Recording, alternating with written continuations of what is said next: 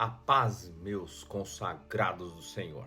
Olha, queridos, nós vimos no outro encontro, lá no mesmo Mateus, como os discípulos de Jesus, depois de verem dois milagres iguaizinhos, não discerniam quase nada de Jesus. Boiavam como madeira velha nas águas de um rio.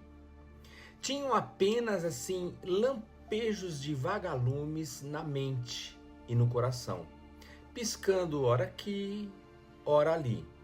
Eles se impressionavam com Jesus porque claramente Jesus era o maior de todos os que eles tinham visto e ouvido falar. Mas era só isso. Eles ainda eram uns admiradores da persona Jesus. Eles ainda seguiam um homem diferente, mas que não passava disso. Eles ainda eram o fã-clube de um nazareno. Eles têm lampejos de luz no poder de Jesus, mas ainda não o conhecem bem. São almas religiosamente impressionáveis. E gente impressionada na alma e nos olhos não querem saber muita coisa. Querem apenas ver e sentir. É por isso que eles estão cegos e entupidos na mente e no coração. Eles têm bloqueios cognitivos espirituais. Eles não conseguem perceber o que significa o fermento dos fariseus. O Paulo diz em 2 Coríntios 3 que quando a relação com Deus se dá com o sabor da religiosidade apenas, um véu é posto no rosto. E isto cega e bloqueia o entendimento das pessoas. E Jesus está numa outra pegada, não é? Jesus diz: se a gente não fizer alguma coisa, essas pessoas vão desfalecer de fome. Alguns, quem sabe, não resistirão, desfalecerão pelo caminho e podem até morrer. Estão sendo curados, mas morrerão curados. Mas a cabeça dos discípulos não está na necessidade do povo. Eles só pensam neles mesmos. Eles dizem: estamos ferrados, nós não trouxemos pão. E antes, nos milagres, o reclame deles era: como é que a gente vai fazer para arrumar pão nesse deserto? O centro da visão deles é eles mesmos, não o povo faminto. A solução que eles pensavam primeiro foi o dinheiro para comprar o pão. E depois tem que ter mercearia, tem que ter mercado, tem que ter uma franquia de padarias abertas na esquina do deserto deles, para eles comprarem. Sem essa mecânica da mente deles, o problema não tem solução. Versículo 5. E passando seus discípulos para o outro lado, tinham se esquecido de trazer pão. Que pão?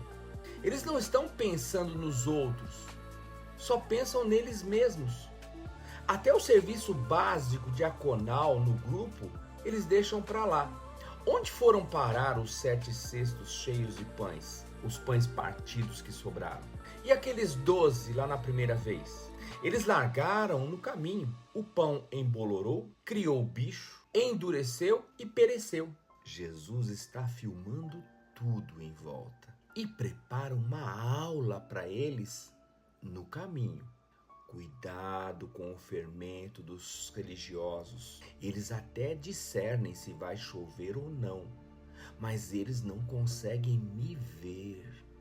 Quem está preso e embriagado com a religião vazia não vai me ver nunca. Serão apenas vagalumes de bumbum piscante, mas que não ilumina nada. Tem culto e rituais de luzinhas piscantes, mas sem a minha luz. Vejam os fariseus e saduceus pedindo sinal dos céus para Jesus. Esse pedido deles é muito parecido com o de muitos crentes que oram dizendo: faz isso, Senhor, realiza aquilo, e então eu te servirei para o resto da minha vida. Então te darei dízimo, então vou te consagrar sei lá o quê. Então vou saber que tu és Deus, que o Senhor é Deus de poder. Vou saber que tu me amas. No versículo 4, Jesus responde a isso. Uma geração má e adúltera pede um sinal, e nenhum sinal lhe será dado, senão o sinal do profeta Jonas. E deixando-os, retirou-se. Esta, para mim, é a parte mais catastrófica desse texto. Deixou-os, retirou-se. Olha, manos, quando Deus deixa alguém entregue à sua própria sorte, é o fim. Misericórdia. Pode acontecer qualquer coisa com a gente, até vales de sombra de morte, como diz o Salmos 23. Mas a presença do Senhor com a gente é tudo de que precisamos. Sem isso, é tentar administrar sozinho o caos total. De qual sinal de Jonas Jesus está falando? É o sinal de que ele, Jesus, seria vomitado da morte. Ele ressuscitaria depois de 3 dias, ressurreto de entre os mortos pelo Espírito Santo. Assim como Jonas foi vomitado pelo grande peixe depois de 3 dias no ventre dele. O único sinal que eles veriam de agora em diante era esse. Jesus os deixou e foi embora deles. E Jesus olha para os seus discípulos e diz: cuidado, não fiquem assim. Não se deixem sequestrar por essa religião vazia dessa moçada aí. E Jesus embarca com eles mar adentro na Galileia. O texto de Marcos, no versículo 14, está dito: e eles se esqueceram de levar pão. E no barco não tinham consigo senão um só pão. Peraí, mas só tem 13 pessoas no barco. Parece até que eles iam morrer de fome.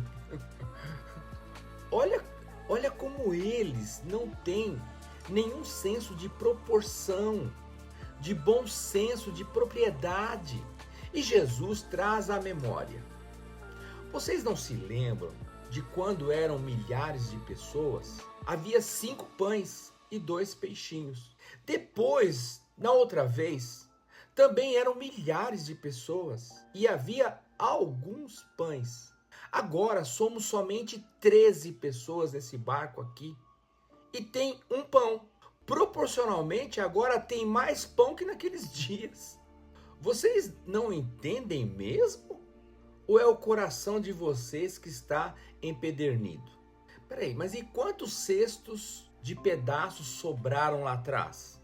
12 na primeira vez, depois 7. Vocês não compreenderam ainda, homens de pequena fé?